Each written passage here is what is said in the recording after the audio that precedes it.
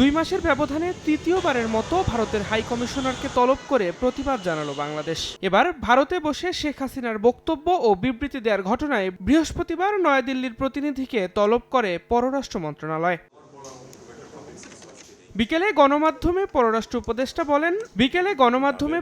উপদেষ্টা বলেন শেখ হাসিনার মিথ্যা বক্তব্যকে ছাত্র জনতা ভালোভাবে না নেয়ার কারণেই দেশে বিশৃঙ্খলার সৃষ্টি হয়েছে। শেখ হাসিনাকে কোনো ধরনের বক্তব্য ও বিবৃতি দেয়া থেকে বিরত রাখতে ভারতকে আবারও লিখিতভাবে জানিয়েছে বাংলাদেশ। শেখ হাসিনা ভারতে থেকে যেসব বক্তৃতা বিবৃতি দিচ্ছেন সেটাকে ছাত্র জনতা ভালোভাবে নেয়নি এবং তিনি অবিরাম যেহেতু প্রভোগ করতে থেকেছেন তারই ফলশ্রুতিতে এই ঘটনাটা ঘটছে বলে আমাদের বিশ্বাস। এটাকে আমরা ক্ষোভের বহিঃপ্রকাশ হিসেবেই দেখব, কিন্তু তারপরেও এরকম ঘটনার পুনরাবৃত্তি রোধ করার চেষ্টা করতে হবে। ভারতকে আমরা লিখিতভাবে, আপনারা জানেন, লিখিতভাবে আমরা অনুরোধ করেছি যে শেখ হাসিনাকে রেস্ট্রেইন করার জন্য, যাতে করে তিনি এই ধরনের বক্তব্য বিবৃতি না দেন।